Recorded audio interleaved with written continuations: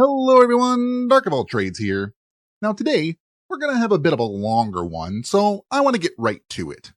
Today's video comes from a channel called Yene. From what I've seen, this appears to be the speaker's name. I'm not sure where he's from, but he does have a relatively thick African accent of some kind. The video is called, "The Proof of God Even Atheists Can't Refute." Well, finally! This is what I and many other atheists have been asking for all this time. We will finally get the answers we need to find this God that Christy boys have been so desperately lacking for millennia? And by that I mean for all of human history. Let's find out.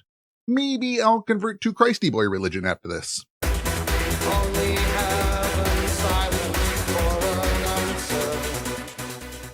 Atheists love to say religion is just a human invention, a relic of ignorance that we have outgrown. But here's the problem. No society has ever existed without it. He says no society has ever existed without religion. That's a pretty sweeping statement. So sweeping it brushes right past the facts. Anthropologists have long debated this, but there are documented cases of groups like the Sentinelese in the northeastern Indian Ocean and the Paraha people of the Amazon who lack creation myths, gods, or even a concept of the afterlife. That doesn't mean they're devoid of culture. It just means religion, in the sense of belief in supernatural deities, isn't a universal default. But even if every society had a religion, that wouldn't make anything about it true. Every society also had superstitions and folk medicine and myths. You don't prove something by showing it's popular. Otherwise, astrology would be a science and homeopathy would be in every hospital. And even in most secular societies, people instinctively form new moral codes, new patterns of behavior that mimic religion. Because belief is not something we chose, it's something that is wired into us. So, secular societies invent moral codes that mimic religion, huh? Honestly, that's like saying language mimics telepathy. Shared norms aren't religion. They're just the natural result of living in groups. People need cooperation. But now here's where I'll actually agree with him a bit. Belief isn't a choice. You can't flip a switch and suddenly believe in Zeus. But is belief wired into us? Well, maybe partially. Cognitive science, see Boyer 2001 and Barrett 2004, does suggest humans are prone to agency detection. We're wired to assume something is causing things, even when it's just the wind in trees. That helped us survive predators, but it also made gods easy to imagine. In other words, religion may be a bug in our threat detection software. So the idea that every society had religion claim? Not entirely true. And even if it were, it wouldn't support the existence of a god. And while belief might be natural, so is being wrong. And if atheism ignores that, then how rational is it really? Like how? Hi, I am Yene. In this video, I'm going to be illustrating using science and reason why atheism is ultimately unintelligible and... Alright, let's actually put this logic under a scope. He says that because humans are wired to believe in things, religious things specifically, atheism must therefore be irrational or unintelligible. Let's formalize this in syllogistic form. Premise 1. Humans evolved cognitive biases that led them to religious beliefs. Premise 2. Atheism runs against that tendency. Conclusion. Therefore, atheism is irrational. Well, that's a non sequitur. The conclusion just doesn't follow. We evolved to be overly cautious pattern detectors.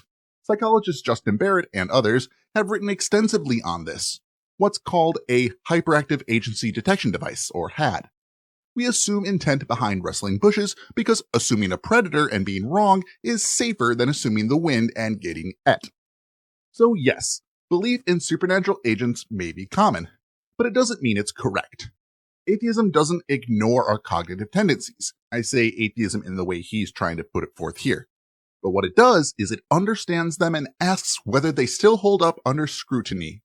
To say atheism is unintelligible because it resists evolved instincts is like saying astronomy is irrational because it resists astrology.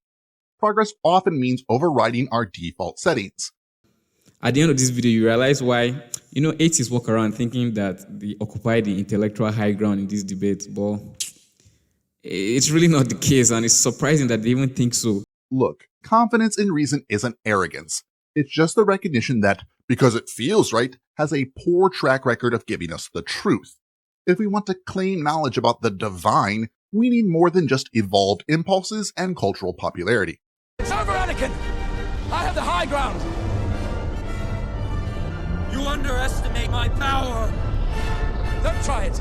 If you enjoy critical analysis and deep thinking, this is the video for you. So buckle up, you enjoy the ride.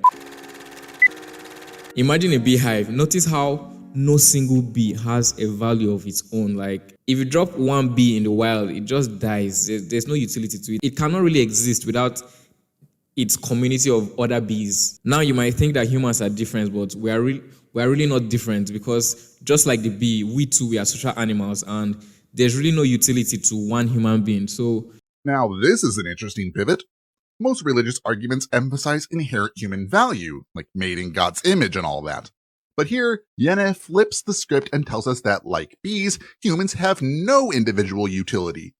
That's a pretty bold departure from usual apologetics. It's a bit refreshing to see a new position, but it's honestly kinda grim. Let's break this down. Yes, bees are a social species. One bee on its own doesn't survive well. It relies on the hive. The same goes for humans. We are social animals who build interdependent societies. I don't need to raise livestock for a bacon cheeseburger because someone else already does that. And maybe in return, I help others develop language skills or critical thinking. That's the division of labor. That's our utility as social beings. We contribute to and benefit from collective systems. But here's where the analogy collapses. His argument is something like, Premise 1, bees are social and lack individual utility. Premise 2, humans are social like bees. Conclusion 1, therefore humans lack individual utility. Conclusion 2, therefore religion is true? Well, that's a non sequitur if I've ever seen one. And buried in there is a false dichotomy. He's suggesting that if we're social creatures, the only way to function meaningfully is through religion, or else be reduced to uselessness. But that's not how this works. Social behavior doesn't require supernatural belief. Cooperation isn't exclusive to the religious. And then there's the punchline. If being social implies religion, then why don't bees have religious ceremonies? Where's the holy nectar? The 10 buzzmandments? But the truth is, human social behavior is the result of evolutionary pressures and cognitive adaptations. Religion can be the byproduct of that, but it's not a necessity, and it certainly isn't a pathway to truth by default. Being social doesn't prove a god. It just proves we don't want to eat mud in a shack alone. if I drop you in the jungle right now, the first thing you start to do is to look for another human being to help you, because you really can't organize yourself alone, like just you and the universe. Like, there's no such thing. The only utility a human being has is in context of a society. The idea of an independent human is a myth, because we only exist in the context of a society that has rules and structure and a shared belief. So the idea here is, if you drop someone in a jungle and they instinctively search for others, that somehow shows humans can't organize themselves without society, and that we require a belief system to even function. That's a bit of a bold leap. Let's clarify what's really happening. If I got dropped in a jungle, sure, I'd look for civilization. Not because I'm incapable of thought or value on my own, but because I lack the wilderness survival skills necessary to thrive alone. I wasn't raised in a forest. I don't know which plants will kill me or where I can sleep safely. That's not some big important commentary on metaphysics. That's just common sense. He then says, the only utility a human being has is in context of a society. But that's demonstrably false. Even alone, utility isn't erased. It shifts. If I were the last human on Earth, my utility might be about surviving, documenting my experience, or simply choosing how I face the end. That's personal, not collective, and it's still utility, just not the kind you can monetize or fit neatly into a social hierarchy. And even within society, utility is fluid. I might be a teacher in a classroom, but in a disaster zone, I become a first responder. In another context, I might be someone offering comfort or lifting heavy things. Our value doesn't come from a rigid system. It comes from adaptability and agency. Finally, on this point, claiming that shared belief is the basis of human existence tries to quietly equate shared experience with religious belief. That's a false equivalency. I don't need to believe in a deity to agree that red means stop and green means go. Social cooperation isn't religious, it's functional. So no, human utility doesn't vanish without some kind of religious belief system. We exist, adapt, and assign value based on context and not some divine decree. Aristotle called humans the political animals, meaning that we are designed to live in an organized society. If humans are biologically wired to form organized societies, then the next question that comes up is, what holds the societies together? Every herd animal has an instinct that organizes them in such a way that they can function and cooperate within the group. Just like the instincts to eat, like to find food to eat, it manifests in us as hunger, but animals don't think they're hungry. They just act out the instincts to eat. But since we are like more complicated animals, we call that whole thing hunger, but it's just an instinct to eat. So that's the same way that the instinct that keeps herd animals together. So the instinct that keep animals that tend to live in group, there's an instinct that makes them able to function in context of each other. To them, like to animals, pack animals like wolves and bees and all those things, they just act it out. But to us, we have to articulate it in a more sophisticated way because that's just the way we are. And that is what religion is. This is why every civilization, no matter how isolated, always finds a way to develop religion. It's not an accident. It's a deep-seated instinct in human nature. It's a structure that gives people a shared identity and purpose. Aristotle did call humans political animals, but he didn't mean we're biologically programmed for religion. He meant we're social creatures thriving in structured communities. That's very different from saying religion is an evolved instinct. So what holds societies together? Now this might come as a surprise, but it's not belief in deities, it's cooperation. Every society, whether religious or secular, functions through shared norms, mutual support, and yes, sometimes shared stories. But those stories don't have to be religious. In Japan, many norms derive from Confucian and secular philosophical roots, and not from actual supernatural claims. As for animals not thinking they're hungry, sorry, that's just not supported by what we know from animal cognition studies. Animals experience internal states. They don't need language to recognize discomfort or satisfaction. We see evidence of this across species, from dogs to primates to birds. See Theory of Mind in Animals. Yes, it's a real thing. He then slides from the idea that humans articulate instincts more sophisticatedly than animals to religion is just a sophisticated instinct. But that's a leap. Hunger is a biological imperative. Religion is a cultural invention. One is needed for survival, the other is a framework some societies developed, just like myth, ritual, or language.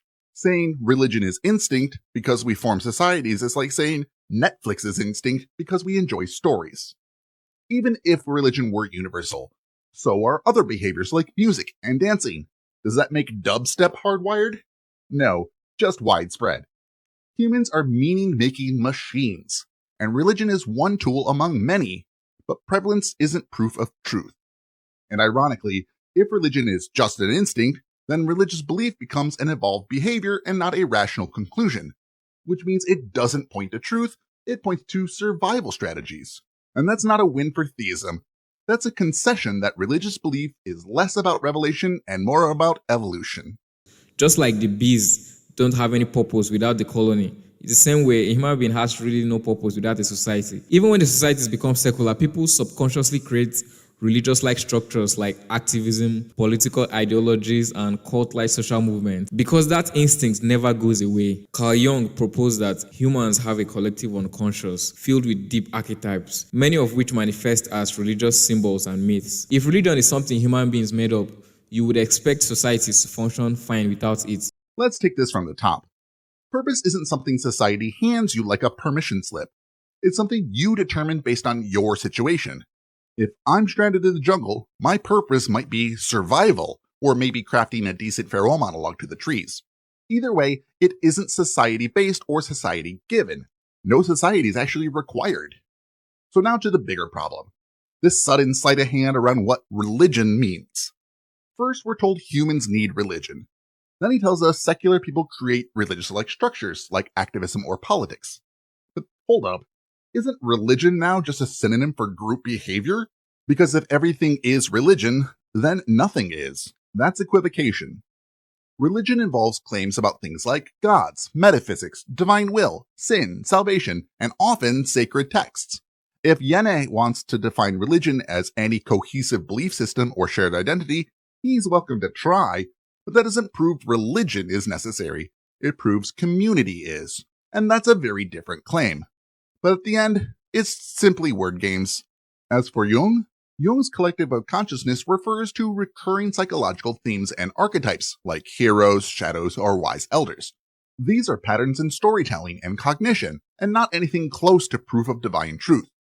People resonate with symbols because our brain likes stories, not because Yahweh planted them there. And about societies needing religion, like I said before, the Paraha people in the Amazon have no gods or creation myths and function just fine. Secular countries like Norway, Estonia, and Japan consistently score high on well-being and social stability. So the idea that religion is required for a functional society just doesn't hold up. In fact, if we look at places where religiosity is high, we can see that functional society seems to hold up despite religion. At best, Yane's argument proves that humans like meaning, but religion is just one potential way we seek it, and not the only way, not the inevitable way, and certainly not the most accurate way. If we can create meaning through philosophy, science, ethics, or art, then religion isn't a requirement, it's an option, and that option isn't universal. But anytime religion declines, some other thing takes its place, whether it's political fanaticism or secular ideologies or new age spirituality, like something else takes its place. That position of religion never stays vacant. Atheists assume that we don't need religion, but the evidence suggests that we act like we really can't get rid of it. It's something that is embedded in human nature. There's a subtle trick in this argument that deserves the spotlight. Just because something fills the same social role as religion doesn't mean it is religion. And it certainly doesn't mean the supernatural claims of any religion are true. Look, humans form communities around shared ideals. When religion declines, people often find meaning through causes, philosophies, or movements. And that's not surprising, it's very clearly human. But that doesn't validate religion's truth claims. Political ideologies and fandoms may share some structural similarities with religion, but no one thinks loving Star Wars proves Yoda is divine. And if religion is embedded in human nature because it evolved as a coping mechanism, that actually undermines its divine origins. If it is something evolution selected for, like language or pattern recognition, then it's a natural process and not a supernatural revelation. In other words, religion might persist not because it's true, but because it's useful, and those two things are not the same. So yes, humans may seem wired to search for meaning, but the fact that we build social structures doesn't prove the supernatural claims those structures sometimes include. You can recognize a psychological need without assuming the stories we tell to fulfill it are objectively true. So if religion evolved as a necessity, then the real question becomes, why does Christianity stand out from the rest of them? Why does Christianity stand out? Well, I'm not sure it does. Why do you think Christianity stands out? Is it because it's the majority religion right now? Well, Islam is rapidly growing. Hinduism is older. Buddhism focuses on philosophy and introspection. Judaism has deep historical roots. To this atheist, Christianity is just another religion making unverifiable, and in many cases, verifiably false, claims about the world. Every religion thinks it stands out. That's a universal feature of belief. Most religions throughout history reinforced rigid hierarchies. Ancient societies were structured with kings, priests, and warriors at the top. Then we have slaves and peasants at the bottom. Your place in the society was fixed. Then Christianity introduced a radical idea that every human being is equal in the eyes of God. This wasn't just a religious claim, it was a social revolution. It meant that a peasant had the same moral worth as a king, and the weak and outcasts were not just disposable, and that even the powerful were accountable to a higher law. Before Christianity, the ancient world saw mercy as weakness. The Romans admired power, dominance, and status. Helping people was seen as pointless. So this sounds nice on paper, but it's not historically accurate. Christianity didn't invent moral equality, and it certainly didn't practice it consistently. Let's start with the idea that before Christianity, the world admired only power and dominance. That's simply false. Buddhism, which predates Christianity by centuries, emphasizes compassion, nonviolence, and the rejection of worldly status. Stoic philosophers like Epictetus and Seneca, some of whom were alive during the rise of Christianity, spoke extensively about moral equality, personal virtue, and the brotherhood of all humans, including slaves. Zoroastrianism and Confucianism offered moral systems based on justice, order, and social responsibility. So this wasn't a moral vacuum that Christianity stepped into. It was a world already full of evolving ethical thought. And Christianity, for all the talk of all are equal before God, let's be honest, the church upheld and institutionalized slavery for centuries, using both Old and New Testament scriptures to justify it. Women were told to be silent and submissive. Heretics were burned alive. Kingdoms waged war under divine banners.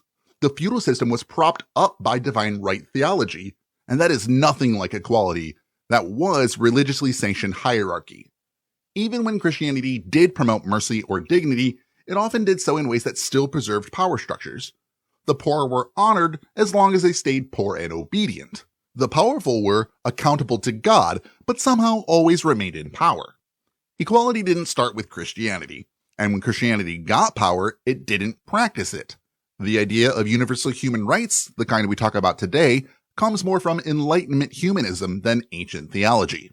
But Christianity flipped this completely upside down. It taught that the first will become the last, and the last will become the first. It told people to love their enemies, to forgive, to care for the sick and the poor, not out of self-interest, but because each person has an inherent worth. It led to concepts like human rights, democracy, and even the moral framework that secular societies today take for granted.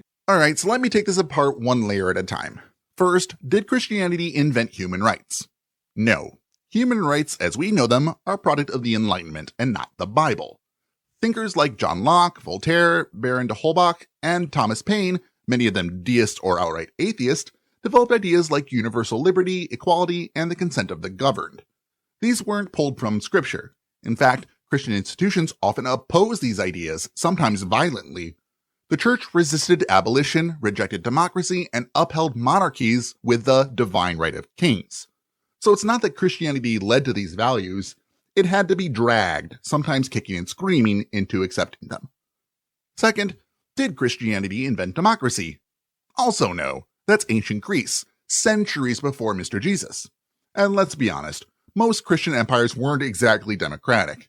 The Holy Roman Empire? Feudal. The Catholic Church? Hierarchical monarchy. Even many Protestant movements structured themselves top-down. If anything, early Christianity taught submission to authority more than freedom from it. Third, does atheism borrow from Christianity's moral framework? Absolutely not.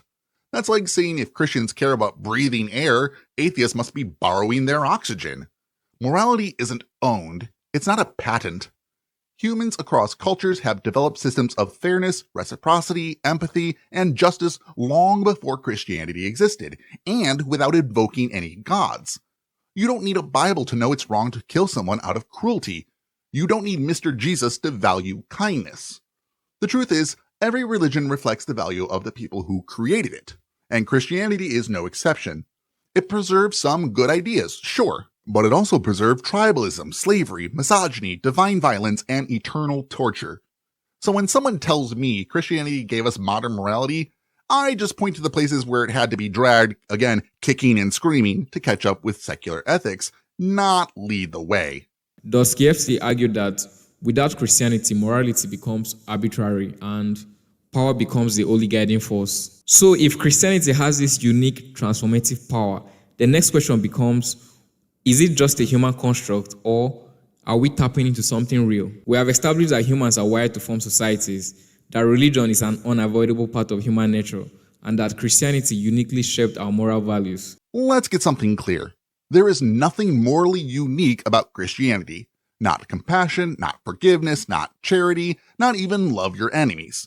Buddhism, Jainism, Confucianism, Stoicism, these systems taught the same or even stricter moral principles centuries before Mr. Jesus. And just like Christianity, they shape societies. So why single Christianity out? If the claim is that Christianity transforms people, well, so does Islam, so does Mormonism, so does Scientology, so do cults. Transformation isn't proof of truth. It just means a system is psychologically effective. You could say the same thing about Marxism or QAnon for that matter. They change people, and that doesn't make them right.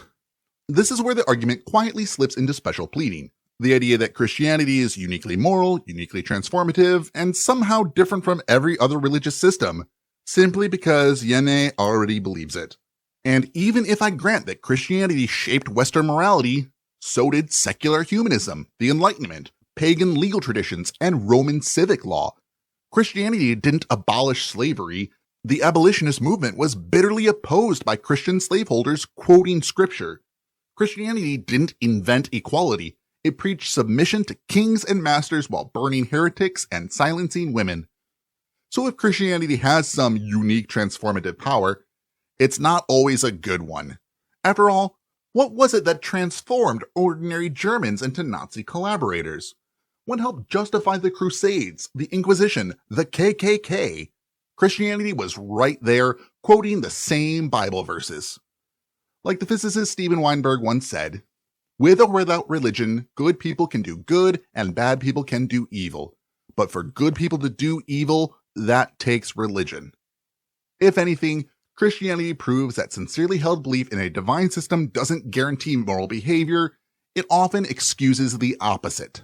But let's take this a step further. What if religion is just not an expression of an instinct, but a connection to something real? Have you ever noticed that across different cultures, people independently come up with similar religious and moral ideas? The concept of a divine moral order where good and evil are not just based on human opinions, but objective realities exist in almost every civilization. Christianity takes this a step further. It doesn't just say there is a moral order. It says that that moral order became flesh and lived among us and changed the history of civilization forever. If morality, human rights, and our deepest instincts all align with Christianity, then the best explanation is not that we made it up. We discovered it. Okay, let's say we notice that many cultures independently developed ideas like justice, punishment for wrongdoing, or even the idea of a higher power. Does that prove they were all tapping into some cosmic truth? Not at all. It proves that humans across cultures face the same problems, like how to live, how to cooperate, how to explain the unknown. Just like we independently invented wheels and writing because those are useful solutions to common problems. Christianity isn't some unique moral revelation. It's part of a much larger tradition of moral systems, many of which predate it. And ironically, Christianity often borrowed from those earlier systems, like Greek philosophy and Roman law. If anything, the moral instincts we share existed before Christianity. So no, you don't get to claim them as proof of your religion. You're not giving evidence, you're just retrofitting your faith onto what's already human. And the idea that Christianity aligns best with human rights? Let's be real. It aligned with slavery for centuries, it aligned with witch hunts, religious wars, and the oppression of women and LGBTQIA+ people. Even today, many of the worst human rights abuses are done in the name of religion, including Christianity. If you want to know where morality and rights actually thrive, look at the secular world. Look at countries with freedom of belief, scientific advancements, and strong human rights protections. That's where human dignity survives, not in theocratic strongholds, but in places that have moved beyond religious dogma. So, from where I'm sitting, it seems like people survive and thrive despite religion and not because of it. And if Christianity isn't just an arbitrary belief system, but a reflection of something real, then atheism isn't just wrong, it's unintelligible. Because to deny God is to deny the very foundation of human nature, morality, and even civilization itself. That if is doing a lot of heavy lifting. If Christianity reflects something real and a God exists, then yes, atheism would be wrong. But that's the very thing being debated. You're assuming the conclusion and using it to condemn the alternative. That's begging the question, not answering the question. Atheism isn't unintelligible. It's simply unconvinced. It says, I don't believe your claims until I have good reason to. That's the very foundation of rational inquiry, not something like its collapse. And to say that rejecting Christianity is to reject morality or civilization, that's just not true. Like I said, morality predates Christianity. Civilization predates Christianity. Even religion predates Christianity. What you're calling the foundation came late to the party, and it's been a mixed guest at best. So no, atheism isn't unintelligible. It's just unimpressed by assumptions parading as arguments. If Christianity turns out to be true, which it isn't, then sure, I'm wrong. But until then, calling atheism unintelligible is just another way of saying, I don't know how to argue with it. And that's it for his video. So what is he saying here? What is the proof of God even atheists can't refute? No society has ever existed without religion. Belief is not something we choose, it's something wired into us. Humans are social animals, and religion is the structure that gives people a shared identity and purpose. Even when societies become secular, people subconsciously create religious-like structures like activism, political ideologies, and cult-like social movements. Carl Jung proposed a collective unconscious filled with the archetypes that manifest as religious symbols and myths. Across different cultures, people independently come up with similar religious and moral ideas. Christianity uniquely shaped our moral values. Morality, human rights, and our deepest instincts all align with Christianity. To deny God is to deny the very foundation of human nature, morality, and even civilization itself. But what do you think of his points? Do you think that these points are all real true facts? Or do you think that Yene missed a few things? Maybe he has a great grasp on what atheists think, or maybe he should engage with someone outside of his religion on these so-called points. Overall, I give Yene a 9 facepalmy Mr. Jesuses out of 10. I know some of you think I'm too generous, so let me break this down. First, 2 good things. He at least acknowledges atheism at the beginning and that secular societies exist. He also references concepts like collective unconsciousness and human evolution, showing at least some effort to root ideas in psychology and sociology. Better than most apologists I've had the pleasure of watching. However, he presents a false dichotomy. Either religion is real and explains morality, society, and human nature, or atheism is unintelligible, irrational, and a denial of everything foundational to human existence. He oversimplifies atheism, suggesting it's blind to human social instincts. He misrepresents secular morality as if it can't exist without Christianity, when it's actually the other way around. He presents Christianity in a highly idealized revisionist way, ignoring its oppressive history. He references Carl Jung and Dostoevsky, but Jung's idea of a collective unconscious was never meant as evidence for a god, and it's controversial even in psychology, not accepted as empirical proof of anything divine, so he's grossly overstating Carl Jung's views as supportive of theism or Christianity. Dostoevsky made a literary point and not a philosophical one, and certainly not a logical argument for Christianity, and in this he's used more as a rhetorical prop than a rigorous reference.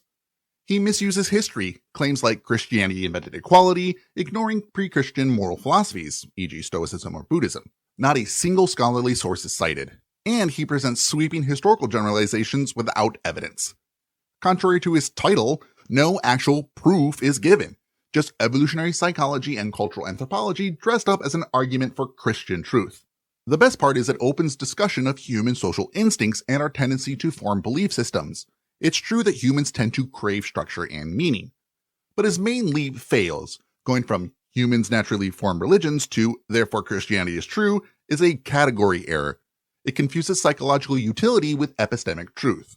Also, atheism doesn't deny morality or social structure. It just doesn't believe those come from a god.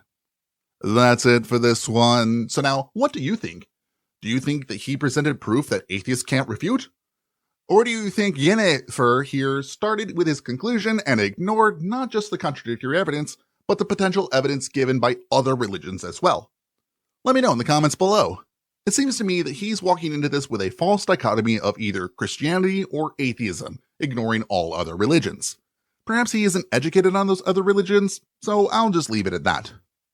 Now, if you're particularly glad that I left it at that, show that by hitting that like button. Though if you'd like more irrefutable refutations delivered directly to your YouTubes, hit that subscribe button if you haven't already. Though speaking of potential utility, I need to give the most useful of thanks to my patrons, especially Clenimus, Anima, and Sora.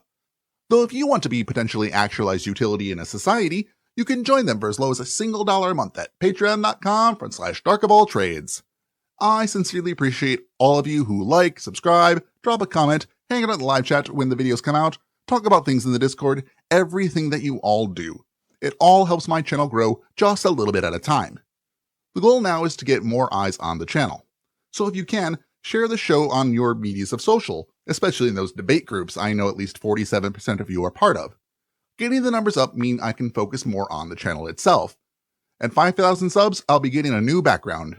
As much as I like this one, it may be time for a change. So let's push me there and improve on the glorified PowerPoint presentations that are my videos. And as a short bonus, I'm going to respond very briefly to this short, which asks a single question. Since I like answering questions, perhaps my answer can help you if you interact with someone like this. The short is from a channel called Reuvenby. The title is "Atheists Can't Explain This!" with 3 exclamation points, so you know he's serious. So what does Reuvenby think atheists can't explain?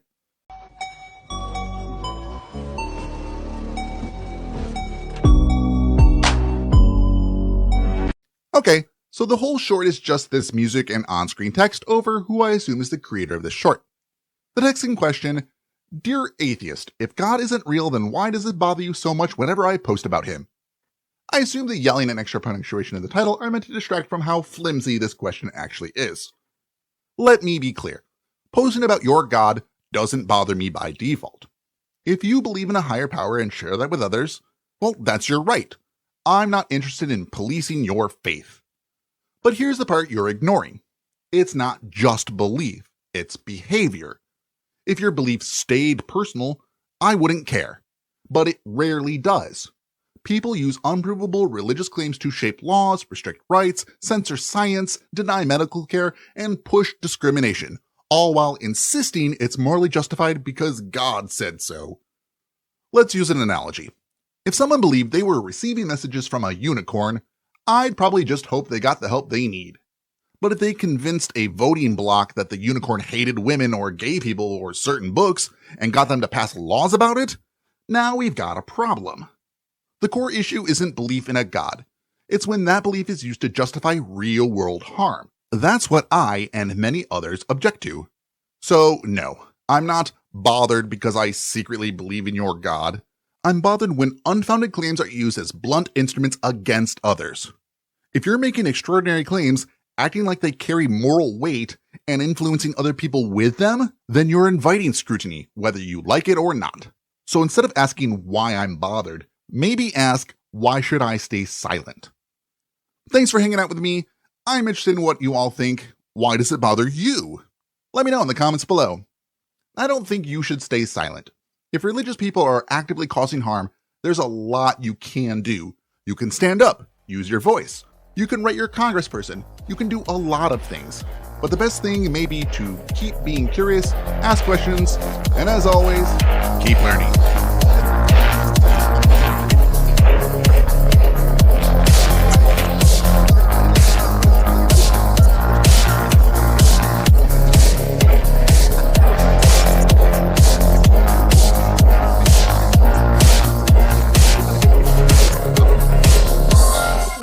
So that's why my religion